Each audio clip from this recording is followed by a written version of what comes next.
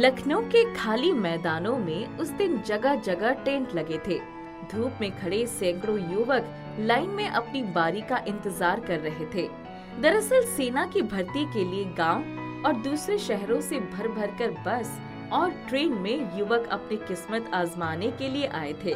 तभी कुछ दूरी पर सेना की वर्दी पहने हुए एक बूढ़ा सैनिक लंगड़ाते हुए आया। बच्चों, जरा इधर आना। भीड़ में से कोई युवक उसके पास नहीं आया। सिर्फ एक सौरभ नाम का लड़का उसके नजदीक आया। जल्दी बताइए सर, क्या काम है? क्योंकि हमारा नाम कभी भी बुलाया जा सकता है। मेरे पैर में एक कांटा चुभ गया है। तुम्हारी आंखें तेज होगी, हो सके तो निकाल दो। क्या सर, इतने छोटे से काम के लिए आप सबको बुला रहे हैं? ये तो मेरे बाएं हाथ का खेल है।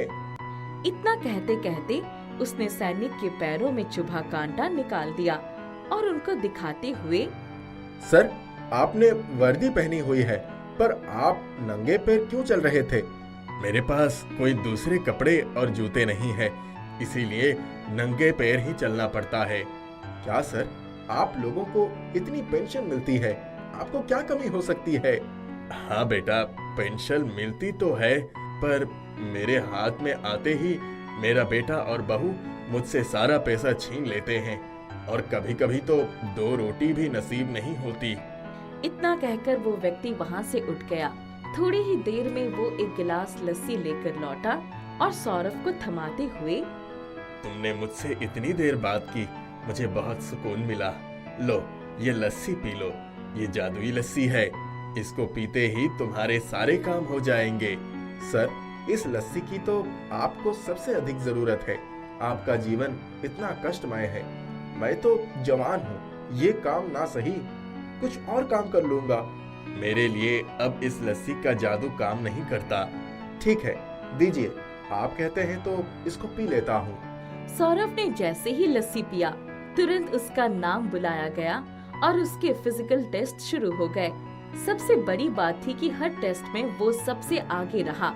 उसको तो विश्वास ही नहीं हो रहा था, क्योंकि वो तो आज तक अपने स्कूल की एक भी रेस, ऊंची कूद या लंबी कूद नहीं जीता था।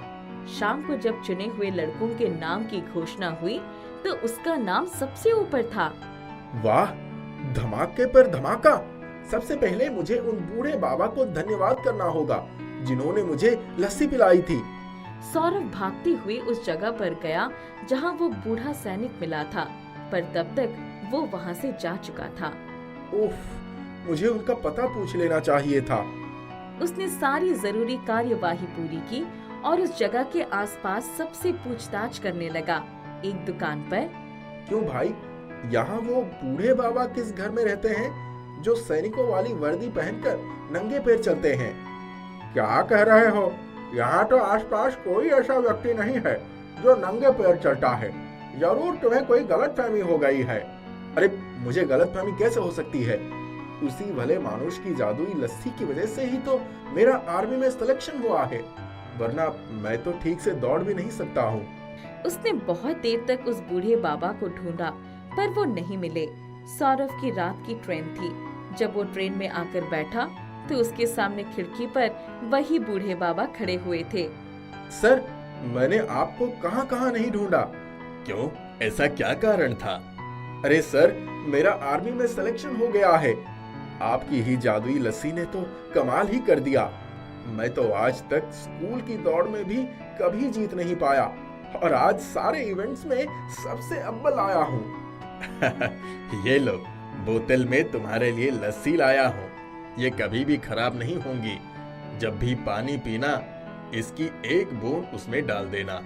दुश्मन की गोलियां तुम्हारा बाल भी बांका नहीं कर सकेगी। ये कहते हुए वो बूढ़ा सैनिक ट्रेन से दूर चला गया। सौरभ हैरानी से उसे जाते हुए देखता रहा। जब वो घर पहुंचा तो उसने अपने माता पिता को जादुई लस्सी और अपने सिलेक्शन का पूरा किस्सा सुनाया। वो कोई देवदूत था जो तुझे ये जादुई लस्सी देकर गया। चल, पहले मैं सबको मिठाई बांट देती हूँ। सौरभ बहुत खुश था।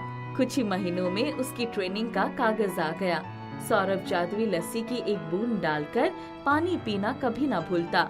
जाते समय उसकी, ये लस्सी की बोतल तो अभी भी भरी हुई है। माँ, इसमें से लस्सी निकालते ही ये अपने आप भर जाती है। मैं तो रोज पीता हूँ। ठीक है, इसे अपने बैग में संभाल कर रख दो, ये तुम्हारी रक्षा करेगी। सौरभ ट्रेनिंग में चला गया। ट्रेनिंग बहुत कठिन थी। सभी लड़के मेहनत कर रहे थे, पर सौरभ को हमेशा लगता कि ऐसा भी कठिन नहीं है। एक दिन वो अपने पानी में लस्सी की बूंदें डालना भूल गया। उस दिन उसको महसूस हुआ कि जादुई लस्सी की वजह से वो काम बड़ी सरलता से कर लेता है। ट्रेनिंग खत्म हो गई थी। जिस दिन उसका पासिंग आउट प्रोग्राम था, उस दिन उसके माता पिता भी आए थे। माँ, मैंने कर दिखाया, अब तो तुम लोग खुश हो ना? माता पिता ने उसे गले लगा लिया। 1 महीने बाद ही उसकी पोस्टिंग गलवान घाटी के पास हो गई। सर मुड़ाते ही औले पड़े। चीन की तरफ से हमला हो गया। अब तो मुझे लस्सी की सख्त जरूरत है। उसने अपने बैग में लस्सी की बोतल रख ली। जिस दिन चीन के सैनिकों ने भारतीय सैनिकों पर हमला किया था, उस दिन सौरभ भी वहीं था। रात के अंधेरे में जैसे ही गोलियों की आवाज आनी शुरू हुई, सब उधर की तरफ भागे। उसने 4-5 चीनियों को अपनी गोली का निशाना बनाया। वो तो बच गया, पर उसके साथियों को उन्होंने गोलियों से छलनी कर दिया था और ठंडे पानी की बर्फीली नदी में फेंक दिया। उसने अपने साथियों की अकड़ गई लाशों को अपने कंधे पर रखकर बाहर निकाला। मैं तो माँ के कहने पर ही फौज की परीक्षा देने गया था। मुझे क्या पता था कि मैं यहाँ आकर इतने बड़े बड़े कारनामे करूँगा। शायद वो बूढ़े बाबा ना मिलते तो ये सब मेरे लिए संभव नहीं होता। दूसरे दिन सौरभ की बहुत प्रशंसा हुई। उसके खेमे में लोगों ने उसे कंधे पर उठा लिया था। सेना की तरफ से उसके रेजिमेंट से पुरस्कृत भी किया गया था। 4 महीने बाद जब वो छुट्टी पर आया तो लखनऊ ही उतर गया। आज बूढ़े बाबा को ढूंढ कर बताऊंगा कि मेरे साथ क्या क्या हुआ। अगर जादुई लस्सी ना रही होती तो मैं भी बर्फीली पानी में अकड़ गया होता। सौरभ जैसे ही ट्रेन से उतरा, उसने देखा कि वही बूढ़े बाबा प्लेटफॉर्म पर जा रहे थे। उसने उनको पीछे से आवाज लगाई, बाबा रुक जाइए, मेरी बात सुनकर ही जाइएगा। अरे तुम कब आए? बाबा, आपने मुझे अमर बना दिया। मैं आपका ये उपकार कभी नहीं भूल सकता। तुमने भी तो मेरे पैर से कांटा निकालकर मुझे चलने लायक बना दिया। बाबा, मैं आपके लिए जूते और कुछ कपड़े लाया हूँ। बूढ़े सैनिक ने जूते पहन लिए और कपड़े लेकर बड़ी ही कृतज्ञता पूर्वक उसके सिर पर हाथ फेरा। बाबा, एक बात कहना चाहता हूँ। आप मेरे गांव चलिए, वहाँ आपको कोई तकलीफ नहीं होगी। बेटा, तुमने मेरे बारे में इतना सोचा, यही मेरे लिए बहुत है। जाओ, ईश्वर तुम्हें सुखी रखे। सौरभ उनसे विदा लेकर गांव आ गया। पूरा गांव उसके स्वागत में खड़ा था। सौरभ का दिल अपने प्रति सबका प्रेम देखकर भर आया था। मेरी कोख को तो अमर कर दिया तुमने मेरे वीर सपूत। सबसे मिलकर वो घर आया तो कितने दिन की छुट्टी है बेटा? 1 महीने की पिताजी। उसके बाद मेरी पोस्टिंग लेह में हो जाएगी। बेटा, हमने तुम्हारे लिए एक लड़की देखी है। हम चाहते हैं कि तुम्हारे सिर पर सेहरा भी देख ले। मुझे भी दिखाओ, लड़की कैसी है? लड़की देखते ही सौरभ ने हाँ कर दिया और अगले हफ्ते ही शादी हो गई। 15 दिन की छुट्टियाँ कब खत्म हुई पता ही न चला। जाते समय अपना पूरा ध्यान रखना। मेरा ध्यान रखने वाली तो ये जादुई लस्सी है मेरे पास। दोनों मुस्कुराकर एक दूसरे का मुंह देखने लगे। जादुई शक्कर। मीनापुर नाम का एक गांव था। वहाँ 2 हलवाई अपनी दुकान चलाते थे। एक का नाम नंदू था और एक का नाम हरी था। नंदू को अपनी दुकान उसके पिताजी के तरफ से मिली थी, मगर हरी ने अपनी दुकान अपनी मेहनत से खड़ी की थी। दोनों की दुकान आमने सामने ही थे। एक दिन एक राहगीर आया और नंदू की दुकान की चमक दमक देखकर उसके अंदर चला गया और अंदर जाने पर, आइए आइए, आपका मेरी दुकान में स्वागत है। बताइए क्या लेंगे आप? जी, मुझे नाश्ते की भूख है। आपके यहाँ नाश्ते के लिए जो है ले आइए। मैं अभी आपके लिए गर्मा गर्म सब्जी, कचौरी और मिठाई लाता हूँ। नंदू राहगीर को खाना परोसता है। राहगीर नंदू से खाना खाते हुए पूछता है, ये सामने जो दुकान है जिसकी स्थिति सही नहीं है, वो किसकी है? आप भूल कर भी वहाँ नहीं जाइएगा। वो दुकान हरी नाम के एक व्यक्ति की है। उसके खाने और मिठाई में वो बात नहीं है जो मेरे दुकान की है। मैं तो आपकी दुकान की चमक दमक देखकर ही समझ गया कि मुझे यहीं आना चाहिए। राहगीर नंदू को पैसे देकर अपने काम पर चला जाता है। थोड़ी देर बाद 2 और राहगीर आते हैं। नंदू की दुकान भरा देख हरी के दुकान पर जाते हैं। हरी उन्हें बिठाता है और पूछता है, बताइए, मैं आपकी कैसी सेवा कर सकता हूँ? आपके यहाँ खाने में जो है वो लाइए। हरी उनके लिए खाना लगाता है। खाना का 1-2 निवाला खाते ही दूसरा राहगीर कहता है, ये कैसा खाना है? सब्जी में नमक ही कम है और मिठाई में चीनी ही नहीं। हाँ, तुम बिल्कुल सही कह रहे हो। चलो हम सामने वाली दुकान में चलते हैं। भीड़ है तो क्या, थोड़ा इंतजार कर लेंगे।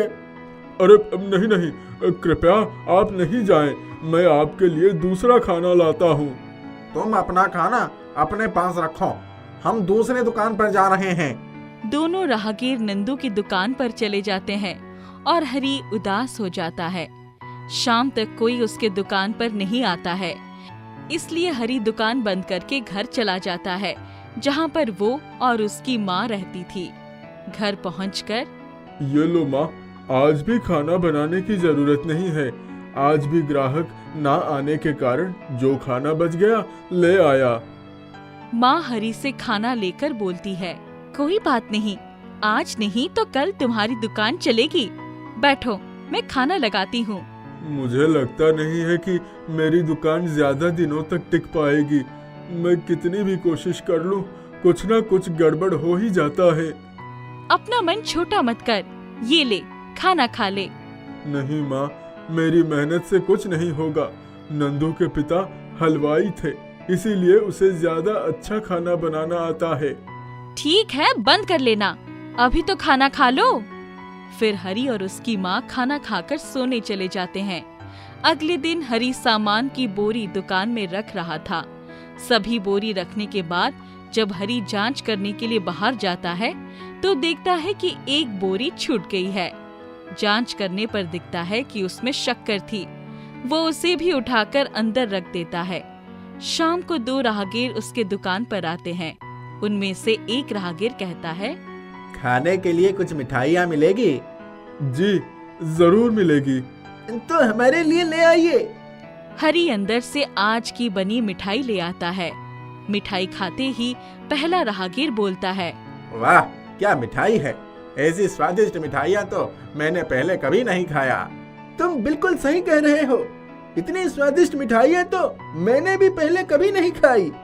हरी सोचता है, लगता है भगवान ने मेरी प्रार्थना सुन ली और अब लगता है मेरी दुकान भी चलने लगेगी। राहगीर मिठाइयाँ खाकर काफी खुश होते हैं और हरी से बोलते हैं, आपके यहाँ की मिठाई तो काफी स्वादिष्ट है। हम आपके यहाँ की कुछ नमकीन भी खाना पसंद करेंगे। मैं अभी आपके लिए समोसा लेकर आता हूँ। ये समोसा तो एकदम बेस्वाद है। मैं तो सिर्फ मिठाइयाँ ही खाऊंगा और कुछ घर को लेकर भी जाऊंगा। आप मेरे लिए थोड़ी मिठाइयाँ बांध दीजिए। समोसा न बिक पाने के कारण हरी थोड़ा दुखी तो था, पर मिठाइयाँ बिकने की खुशी ज्यादा थी। शाम को हरी मिठाइयाँ अपनी माँ के लिए भी ले जाता है। घर पहुंचकर माँ से कहता है, माँ, लगता है भगवान ने हमारी सुन ली। ये लो, तुम भी खाकर देखो मैंने कैसी मिठाइयाँ बनाई है। ये तो काफी स्वादिष्ट मिठाइयाँ हैं। आज तक ऐसी मिठाइयाँ नहीं खाई। मुझे तुम पर भरोसा था कि तुम जरूर एक दिन कामयाब होगे। मगर मुझे समझ नहीं आ रहा है कि आखिर मिठाइयाँ स्वादिष्ट कैसे बन गई और पहले की तरह समोसा बेस्वाद ही है। मैंने तो दोनों चीज लगातार वैसे ही बनाई थी जैसे कि रोज बनाता था। हरी की बात सुनकर माँ थोड़ी देर सोचने लगती है।